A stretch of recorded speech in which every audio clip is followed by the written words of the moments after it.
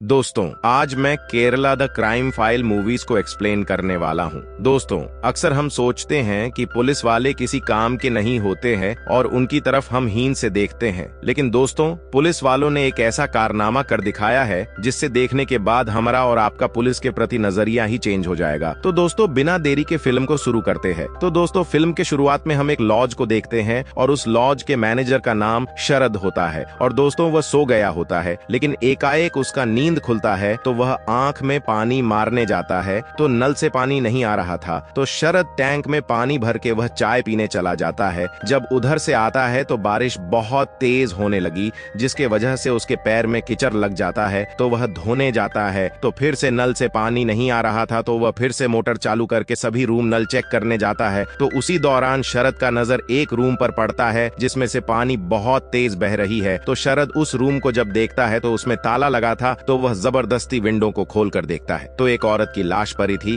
और उसी रूम पानी बहुत तेज बह रही थी। तो शरद बिना देरी किए पुलिस को कॉल करके बोलता है। तो पुलिस वाले आता है तो हम सीआई आवारन और मनोज को देखते हैं जो उस रूम को अच्छी तरह से चेक करता है। तो उसे पता चलता है कि उस औरत का खून उसके ही साड़ी से गला घोंटने से हुआ है और मनोज कैमरामैन से कहकर उसका बॉडी का क्लोजअप फोटो लेने के लिए कहता है और अच्छे से छानबीन के दौरान सीआई आवारन का नजर खाने पर पड़ता है, लेकिन उस खाना का बिल ही नहीं था। और उसके बाद सीआई आवारन शरद से पूछता है तो शरद सभी बातों को बताता है और कहता है कि वह लगभग 30 से 35 साल का होगा और वह लगभग शाम को 5 बजे यहाँ से गया था। और उसके बाद कांस्टेबल सुनील मनोज से कहता है कि सर, रजिस्टर में तो सिर्फ उसका एड्रेस और उसका नाम सीजू है लिखा हुआ। तो सीआई आवारन शरद से कहता है कि तुम लोग आईडी कार्ड क्यों नहीं लेते हो, जिस पर शरद कहता है अगर सर हम आईडी लेंगे तो हमारे यहाँ एक भी कोस्टेम्बर नहीं आएंगे। और उसके बाद मनोज उस जगह को सील कर देता है और मनोज ऑटो स्टैंड जाता है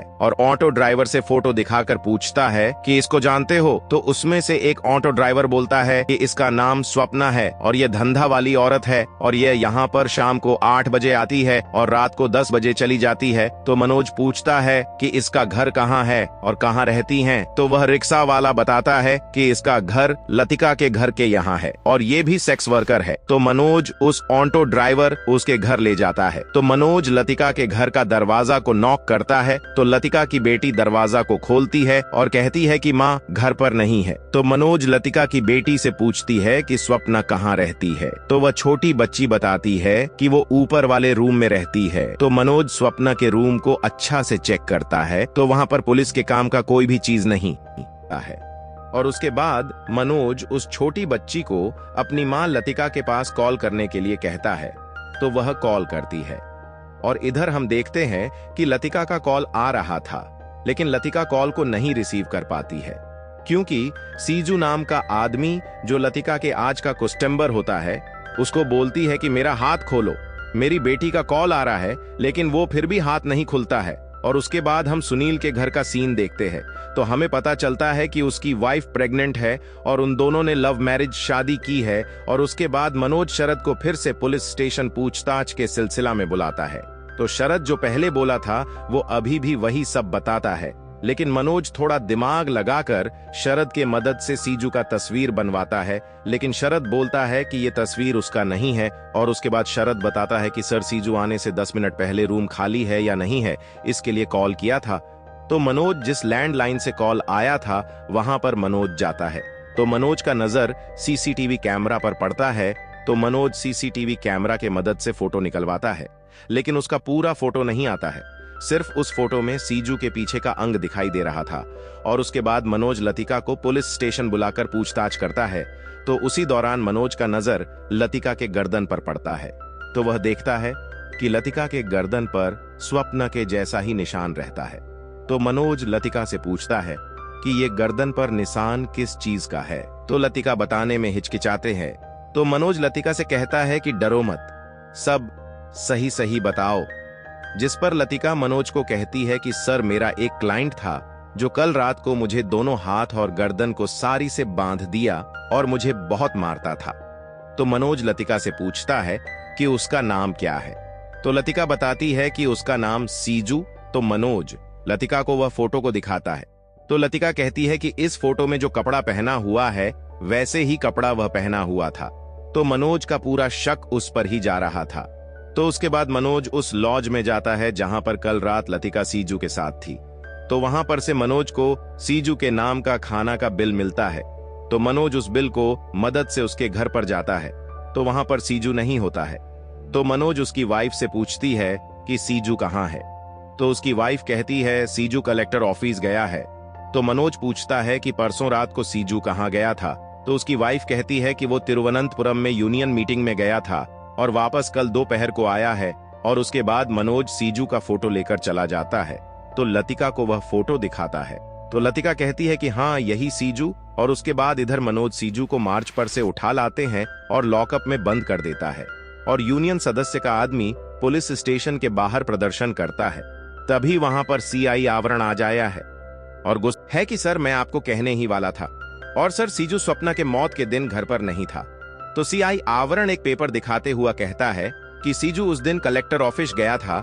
और उसके बाद सीआई आवरण प्रदीप जी को बोलता है कि ये बात तो एसपी तक पहुंच गई है और अब मनोज का सस्पेंड होना निश्चित है। और इधर बस में किसी पैसेंजर का सोना का चैन चोरी हो जाता है।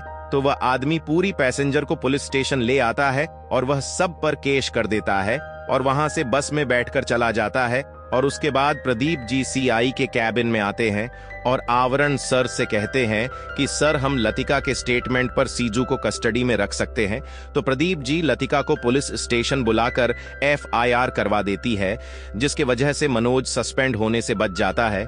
और उसके बाद काफी रात हो जाने के बाद भी वीरू वो सभी बस वाले का लिस्ट बना रहा था। तो उसी दौरान उसमें से एक व्यक्ति का नाम सीजू होता है। तो वीरू सीआई से कंप्लेन करता है। तो उसके बाद सभी पुलिस वाले उस बस को खोजते हैं, लेकिन वह बस नहीं मिलती है। और उसके बाद सीआई और मनोज एसपी के कैबिन में जाते हैं। तो एसपी उन दोनों को बहुत बोलता है और एसपी ये भी बोलता है कि अपराधी तुम्हारे आंखों के सामने से चला गया, लेकिन तुम उसे पकड़ नहीं पाए। और उसके बाद मनोज सभी पुलिस वाले को सीजू को पता लगाने के लिए भेजता है। तो उनमें से सुनील को प्यास लगता है, तो वह सिटी होटल में रुककर पानी खरीदने जाता है। तो उस होटल के मालिक जिसका नाम करीम होता है, वह सुनील को कहता है कि सर मुझे एक आदमी कॉल करके मुझे मारने का धमकी दे रहा है। और करीम सुनील को उसका एड्रेस देता है, लेकिन सुनील बोलता है कि भाई साहब ये जगह एरापल्ली पुलिस में आता है, हम लोगों के अंडर नहीं आता है, इसीलिए आप अपने एरापल्ली पुलिस स्टेशन जाके कंप्लेन कर दीजिए। और इधर मनोज एक लॉज में जाता है। तो वहां पर वही नाम और एड्रेस मिलता है, लेकिन उसके साथ इस बार एक फोन नंबर मिला था। तो मनोज उस नंबर का सभी कॉल रिकॉर्ड को निकलवाता है। तो उसमें से 2 नंबर जो अभी भी एक्टिव था, तो मनोज उन दोनों के यहां जाता है। तो यहां हमें पता चलता है कि ये एक डांस टीचर थी। तो मनोज उस टीचर से पूछता है कि आप कैसे सीजू को जानते हैं। तो वह टीचर बताती है कि जब मैं होटल में कॉल करती तो कोई नहीं उठाता था। तो उस होटल के मालिक ने सीजू नाम के एक आदमी का नंबर दिया था और वह सिर्फ चाय देता और चला जाता और उसका हमारे प्रति व्यवहार बहुत अच्छा था। तो मनोज उस होटल का नाम पूछता है। तो वह टीचर उस होटल का नाम अमीरा बताती है और उसके बाद दूसरा आदमी के पास जाता है जिसका नाम जेकब होता है। तो हमें यहाँ पता चलता है कि वह एक फाइनेंस कंपनी में काम करता है। तो मनोज उससे पूछता है कि तुम इस नंबर पर बहुत बार कॉल किए हो। तो वह बताता है कि यह मेरे काम है, हम बहुत सारे लोगों को बार बार कॉल करते हैं। और उसके बाद मनोज अमीरा होटल पहुंच जाता है। तो वहां उस होटल के मालिक से पूछता है कि सीजू कौन है, और वह लगभग 35 साल का उम्र का था। तो उस होटल के मालिक बोलता है कि हाँ सर, वह यहीं पर काम करता था और उसका नंबर भी हमारे पास होगा। तो वह होटल का मालिक एक नंबर मनोज को देता है, लेकिन वह नंबर और उस लॉज में मिला नंबर दोनों एक ही था। तो उसके बाद मनोज उस होटल के मालिक से पूछता है कि वह यहाँ कैसे आया था। तो वह बताता है कि सर हमारे यहाँ एक स्टाफ काम करता था, उसका नाम अशरफ था, वही सीजू को लेकर आया था। तो मनोज अशरफ का नंबर लेकर उसे कॉल करता है, लेकिन अशरफ नहीं उठाता है क्योंकि अशरफ को लूज मोशन हो गया था। तो वहां पर पुलिस पहुंच जाता है। तो मनोज अशरफ से कहता है कि चलो बैठ के बात करते हैं। तो अशरफ कहता है कि सर मेरे से बैठा नहीं जाएगा क्योंकि मुझे लूज मोशन हो गया है। तो मनोज सीजू के बारे में पूछता है। तो अशरफ बोलता है कि मैं सीजू को अमीरा होटल से पहले 2 जगह और काम लगवाया था। तो मनोज पूछता है कि सीजू का घर जानते हो कहाँ है। तो अशरफ बोलता है कि नहीं सर, जिस पर मनोज गुस्सा में बोलता है अब कैसे उसका पता लगाए, जिस पर अशरफ बोलता है कि सर सीजू का एड्रेस एलुअर पुलिस स्टेशन में होगा क्योंकि हम दोनों वहां पर एक उत्सव में गए थे, तो वहां एक मैटर हो गया था। तो हम दोनों को पुलिस उठा के लेके चली गई थी और हमारी सभी एड्रेस को उन लोगों ने लिया। और उसके बाद मनोज और सीआई आवरण वह पुलिस स्टेशन जाता है और वहां के पुलिस से सीजू का फाइल मंगवाता है। तो वह देखता है कि उसमें भी पारेल हाउस नींदकरा का एड्रेस दिया हुआ था, जिसे देखने के बाद सीआई को गुस्सा आ जाता है और उस इंस्पेक्टर को बोलता है, एड्रेस लिखने से पहले तुम लोग जांच पड़ताल नहीं करते हो? तो वह पूछता है कि क्यों सर? तो सीआई बोलता है कि यह गलत एड्रेस है। और उसके बाद हम इधर का सीन देखते हैं जहां पर करीम पुलिस स्टेशन जाके अपना कंप्लेन करवा देता है और उसके बाद इधर मनोज सीजू के दोस्त सैनी को बुलाकर सीजू के बारे में पूछताछ करता है। तो सैनी कहता है कि सीजू और हम लगभग 7 महीना साथ में काम किए हैं और वह बहुत कम बोलता था और वह बहुत शांत नेचर का था। और उसके बाद सैनी कहता है कि सर, मैं अपनी शादी का प्लान सीजू को बता रहा था। तो सीजू भी बोला कि हम एक लड़की से बहुत प्यार करते हैं और मैं उससे शादी करने वाले हैं। जिस पर मनोज सैनी से पूछता है कि तुम कब और कहां पर मिले थे? तो सैनी कहता है कि मैं उससे एरापल्ली में एक चाय की टपरी पर मिला था और वह टपरी भी उसी की थी। तो मनोज सैनी को उस टपरी पर ले जाता है तो देखता है कि वह टपरी बंद है। तो बगल वाले टपरी से उस जमीन मालिक का नंबर लेकर उससे मिलने जाता है। तो वह एक होटल का एड्रेस देता है। तो मनोज उस होटल पर जाता है तो देखता है कि उस होटल में फोटो स्टेट का दुकान खुल गया था। तो उससे मनोज पूछता है तो वह बताता है कि सीजू लगभग 2000 में यहाँ आया था और 7 साल बाद यहाँ से चल गया। और वह मनोज से कहता है कि उसका घर तिरुवनंतपुरम में है। उसके बाद वह दुकानदार पुराना सभी डायरी को दिखाता है। तो खोजते खोजते पुलिस को संजू के रियल एड्रेस मिल जाता है और उसके बाद मनोज तिरुवनंतपुरम के पुलिस से संपर्क करके उस एड्रेस पर जाता है और सीजू का घर बीच जंगल में होता है। और मनोज जब सीजू के घर जाता है तो वहां पर सीजू नहीं रहता है, वहां पर सीजू के भाई रहता है। तो मनोज उसके भाई से पूछताछ करता है तो वह बोलता है कि उसके घर छोरे 10 साल हो गए हैं और वह बढ़ती उम्र के साथ बनने के जगह बिगड़ते गया, इसीलिए उसको पापा बहुत मारा करते थे और उसे घर से निकाला दिए थे। और उसका कंप्लेन ज्यादातर औरत से मिलीजुली होती थी। और उसके बाद मनोज सभी पुलिस स्टेशन में सीजू के एड्रेस को सर्कुलेट कर देता है। तो तिरुवनंतपुरम के पुलिस मनोज को खबर देता है और कहता है कि हमारे पुलिस स्टेशन एक आदमी सीजू के खिलाफ कंप्लेन लिखाया है जो हाल फिलहाल की है। तो मनोज करीम को बुलाकर पूछता है कि तुम सीजू को कैसे जानते हो? तो करीम कहता है कि वो मेरे होटल में काम करता था और उसके साथ एक 40 साल की औरत भी थी जिसका नाम सीसली था। वह दोनों एक दिन मेरे होटल के किचन में सेक्स कर रहे थे। तो मैंने उसे रंगों हाथ पकड़ लिया और उन दोनों को होटल से निकल दिया। लेकिन वह दोनों ने उस दिन बहुत तमाशा किया और मुझे मारने की धमकी भी देता था और सामने एक ठेला पर चाय की टापरी खोल लिया और वहां से पत्थर चलाकर मार रहा था। और उसके बाद मनोज करीम से कहता है कि अभी वो लोग कहां पर मिलेंगे, तुम कुछ बता सकते हो? जिस पर करीम कहता है कि मुझे इसका कोई आइडिया नहीं है कि वो लोग कहां होंगे। और उसके बाद मनोज सैनी को कॉल करके पूछता है कि क्या सीजू ने तुमको सीसली नाम कहा था? तो सैनी बोलता है कि हाँ सर, सीसली का नाम बता रहा था। तो उसके बाद मनोज लेडी कांस्टेबल उषा से बस में चोरी हुए सभी लोगों का डिटेल्स मंगवाता है। तो उसमें सीसली का भी नाम रहता है। तो मनोज उसी एड्रेस पर जाता है तो देखता है कि वह तो जेकब का घर होता है। तो मनोज सुनील से कहता है कि क्या उस दिन इस घर में कोई औरत थी? तो सुनील बोलता है कि हाँ सर, उस दिन भी एक औरत थी। तो मनोज कहता है कि शायद वही सीसली है। तो मनोज जेकब को बाहर भेजकर सीसली से पूछताछ करता है, लेकिन सीसली नहीं बोलती है। तो मनोज सीसली से कहता है कि तुम अगर कोऑपरेट करोगी तो मैं जेकब को कुछ भी नहीं बताऊंगा।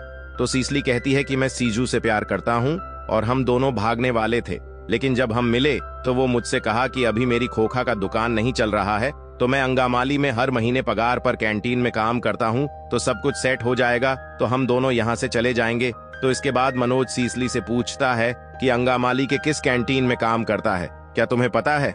तो सीसली बोलती है कि मुझे नहीं पता। उसके बाद मनोज और सभी टीम अंगामाली में सभी कैंटीन को तो ढूंढते हैं लेकिन नहीं मिलता है और मनोज निराश होकर बैठ जाता है। लेकिन सुनील खोजते खोजते एक लॉज में जाता है तो वहां से उसे पता चलता है कि वह 1 महीना से यहीं पर रह रहा है। तो प्रदीप जी उस रूम के मैनेजर को बोलते हैं कि जो भी रूम लेता है उसका आईडी प्रूफ क्यों नहीं लेते हो? जिस पर वह मैनेजर बोलता है कि सर, उसने 1 महीना का पेमेंट ज्यादा दिया है इसलिए हम लिए, लेकिन प्रूफ के तौर पर वो जहां काम करता है वहां का नंबर है। तो मनोज जब उस नंबर पर कॉल करता है तो उस कैंटीन से आदमी कॉल को रिसीव करता है और बोलता कि पुलिस कैंटीन, तो मनोज कुछ भी नहीं बोलता है और सीधे अपनी मेंबर को लेकर पुलिस कैंटीन पहुंच जाता है और वहां से सीजू को गिरफ्तार कर लेता है। और सीजू से मनोज पूछता है कि तुमने स्वप्न को क्यों मारा है, तो सीजू बताता है कि वो सीसली का मजाक उड़ा रही थी, इसीलिए मुझे बहुत गुस्सा आ गया और मैंने उसे उसके ही साड़ी से गला दबा दिया।